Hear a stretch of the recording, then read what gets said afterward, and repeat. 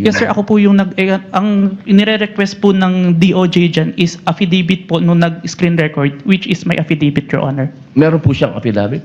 Ako sir, ako po yung nag-execute sir. Hindi po yung mismong tao. Yes po, ang hinihingi po kasi ni DOJ is Sabi ni JJ Bar, yun na ang original pag-recorded na sa live. Di po ba? Iwanan na si Robin Padilla, sayang oras ho dito mga bossing. No? Kasi ano ang pinaka-original nun? Wala namang separate na kopya si Vice Presidente. Nung ano na yun. Kung ano yung kopya niya, kung ano din yung lumabas, doon mismo. Kung ano yung kopya niya, parehas lang din nung kopya doon sa inilive na na-record ng YouTube or ng Facebook kung saan man. Di po ba, sabi ni Kish muna, unang word of the day, objection. Ngayon naman, original. Ngayon ho, mga kababayan, alisin natin si Robin Padilla, alisin ko lang na mabilisan. Pumunta na tayo. Dito po, kaila Narbasa at Ligutan, mga bossing. No? Asan ba yun? Photocopy? Hindi. Ito muna tayo, kay Narbasa at kay Risa Ontiveros. Mr. Presiding Officer, Counsel for the Defense, position po ba ng depensa na pwedeng palampasin ng alleged grave threats kung may masasabing lehitimong dahilan para magbanta? Your Honor, i-analyze ko lang yung tanong ni Risa Ontiveros. Ulit, sandali. Presiding Officer, Counsel for the Defense, position po ba ng depensa na pwedeng palampasin ng alleged grave threats kung may masasabing lehitimong dahilan para magbanta? Sige, pakinggan natin yung sagot niya. Your Honor, that is not the point.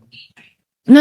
Mr. Presiding Officer, I am making a point through my question and I am asking the good counsel for the defense dahil sinabi nila there was a systematic oppression that yes, yan po ang nag-prompt nung alleged grave threats and Kumbaga, hahayaan na lang yung grave threat kung meron namang dapat i-threat something like that. Di ba? alleged incitements ng Vice President na prompt po ng detention ni Attorney Lopez na kanyang inilarawan sa ipinakitang video kanina.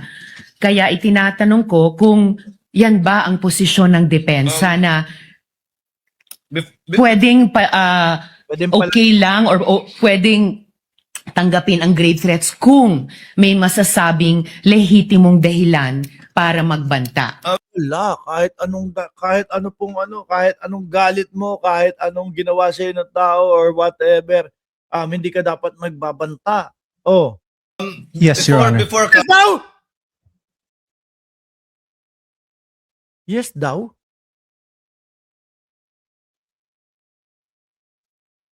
Sabi yes, Your Honor. Counsel Yes, for Mr. Presiding Officer. responded answers. Yes, sandali. At pakinggan nyo yung tanong ni Risa Ontiveros. Palalampasin na lang ba yung pagbabanta kung sa tingin mo may lehitimong dahilan para magbanta? Yes daw.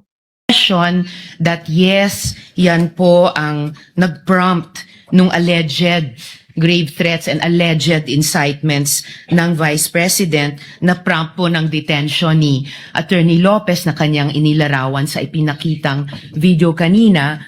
Kaya itinatanong ko kung yan ba ang posisyon ng depensa na pwedeng okay lang or pwedeng tanggapin ang grave threats kung may masasabing lehitimong dahilan para magbanta. Nakita nyo, narinig nyo? Pwedeng palampasin yung grave threat kung may masasabing lehitimong dahilan para magbanta. Sagot ni attorney? Yes, Your Honor. Before counsel, Yes, or Your Honor. Diyos ko po, mga kababayan. Hindi, kasi para sa akin, tingin ko ang isasagot lang din naman nila dyan is No. 'Di ba? No, Your Honor. Ang isasagot din nila diyan. So sa madaling salita lang, si attorney sumasagot ng hindi naiintindihan yung tinatanong.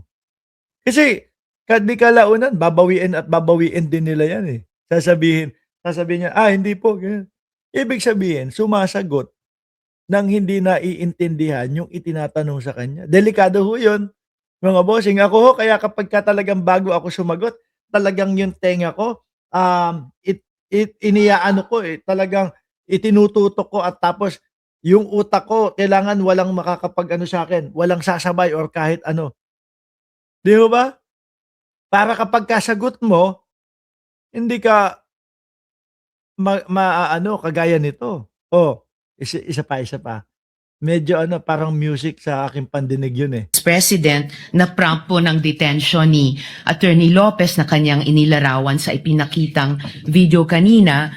Kaya itinatanong ko kung yan ba ang posisyon ng depensa na Kung yan ba ang posisyon ng depensa, no?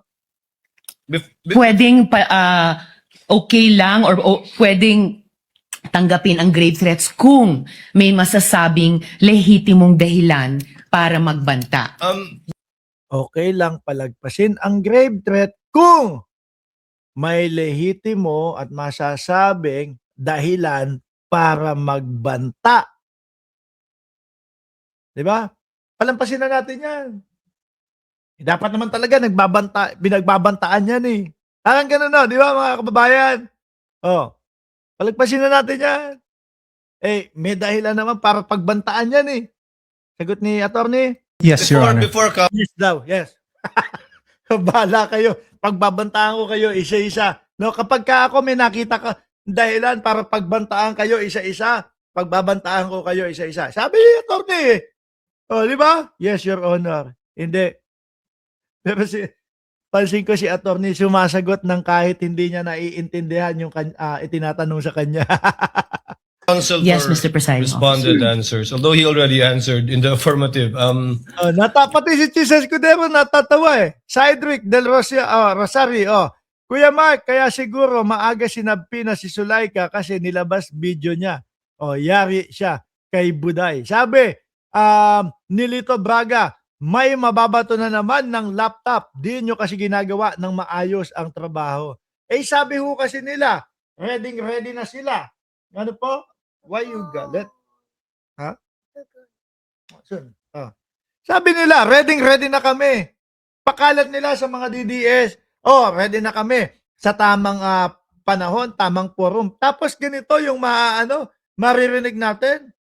Dapat bang palagpasin yung pagbabanta? Kapag ka mayroong dahilan para pagbantaan? Di ba, Tina B? Yes, Your Honor.